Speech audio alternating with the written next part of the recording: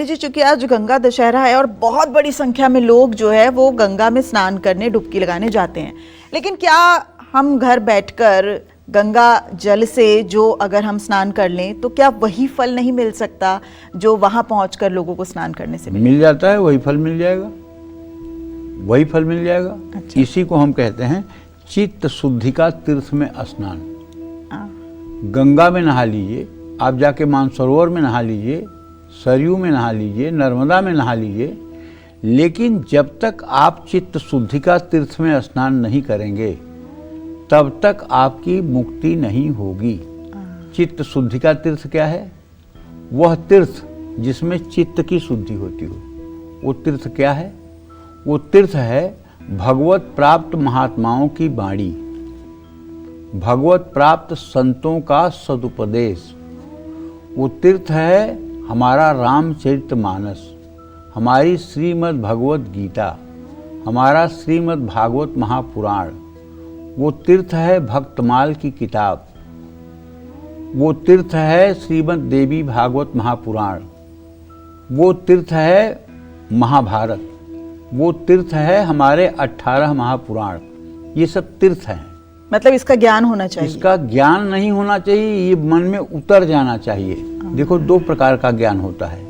एक तो ज्ञान ऐसा होता है कि आदमी को पढ़ा लिखा खूब है, ज्ञान बहुत है, उपदेश बहुत झाड़ेगा, आपको बहुत उपदेश अच्छे अच्छे मीठे मीठे करेगा, लेकिन अगर जो बात वो कह रहा है वही बात उसके आचरण में आप ढूंढोगे तो आपको दूरबीन लेकर दिखाई नहीं देगा।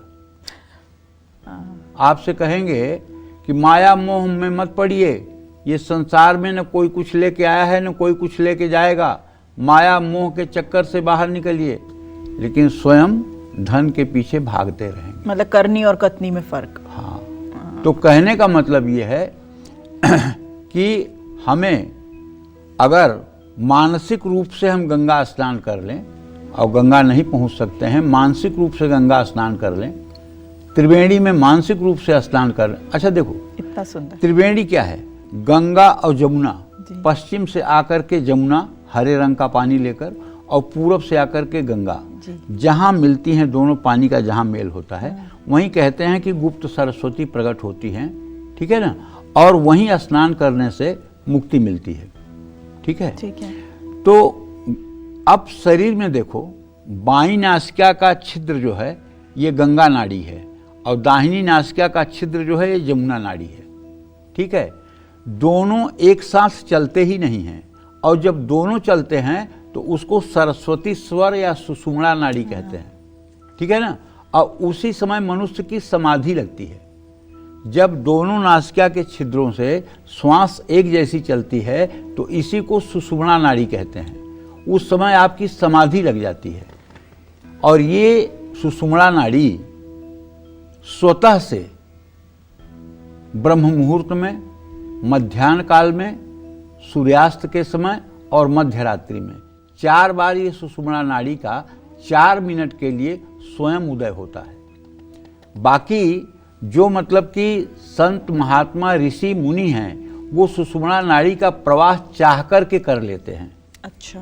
और ये सुषुम्ना 2 स्थितियों में प्रकट होती है, या तो आप जरूरत से ज़्यादा प्रसन्न हो जाएं, या जरूरत से ज़्यादा आप क्रोधी हो जाएं। दोनों स्थितियों में सुषुम्ना चलती है। जब देवता या ऋषि मुनि किसी के ऊपर जरूरत से ज़्यादा प्रसन्न होते हैं तो उसे वरदान देते हैं। अच्छा। और जब जरूरत से ज़्यादा देवी देवता या मतलब कि संत महात्मा किसी के ऊपर कुपित होते हैं तो श्राप देते हैं। और वो वरदान इसलिए फलित होता है कि सुषुम्ना में दिया गया है, वो श्राप इसलिए फलित होता है कि वो सुषुम्ना में दिया गया है। इसीलिए हमारे यहाँ कहते हैं, बचपन से हम सुनते आ रहे हैं, भैया किसी के लिए बुरा मत बोलो, पता नहीं जबान पे कब सरस्वती बैठी हो। यहाँ जबान पे सरस्वती बैठने का तात्पर्य है कि पता नहीं सुषुम्ना नाड़ी कब चल रही हो, और सुषुम्ना नाड़ी में कही हुई बात तुरंत सत्य हो जाएगी।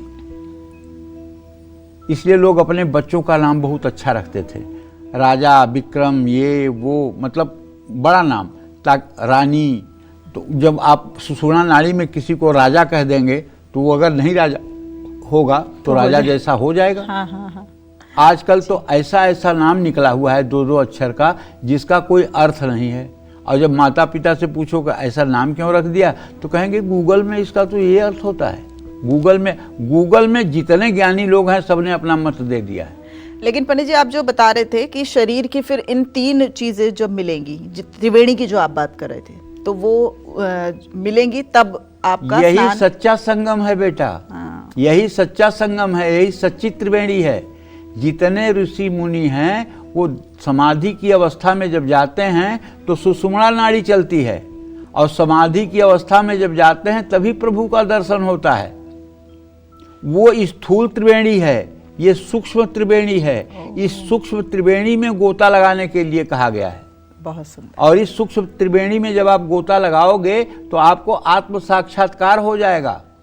जाने जेहि जग जाई हेराई, जागे जथा स्वपन भ्रम जाई। जिसको जानने के बाद कुछ जानना शेष ही नहीं रह जाता है। लेकिन विडंबना कि भारत जैसे देश में भी पैदा होने के बाद अभी 95% लोगों को ये पता ही नहीं है कि हमारी बाईं नाक से सांस चल रही है कि दाहिनी, कब बाईं से चलती है कब दाहिनी से, कब ये ट्रांसफर होती है, लोगों को आभास ही नहीं होता। क्यों?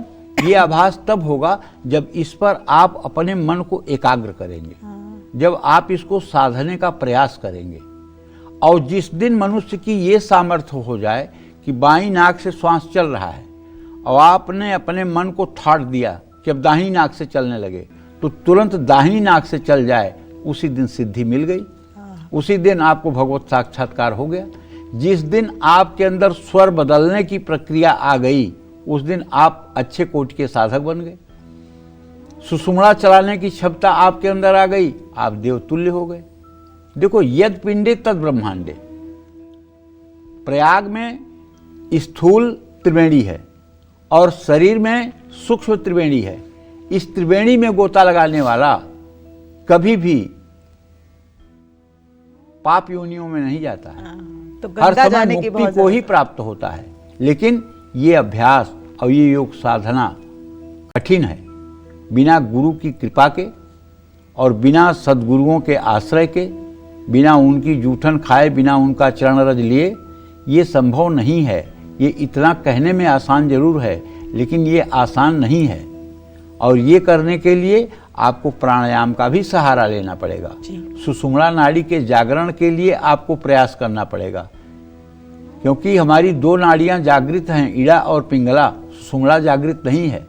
सुषुम्ना जब जागृत हो जाएगी तो उसके बाद भूत भविष्य वर्तमान आपको ऐसे दिखाई देगा जैसे आप टेलीविजन के स्क्रीन पे पूरी दुनिया देख रहे हो। बिल्कुल। तो गंगा दशहरे जय पर मां ये गंगा। आशीर्वचन पंडित जी से आगे भी लेते रहेंगे।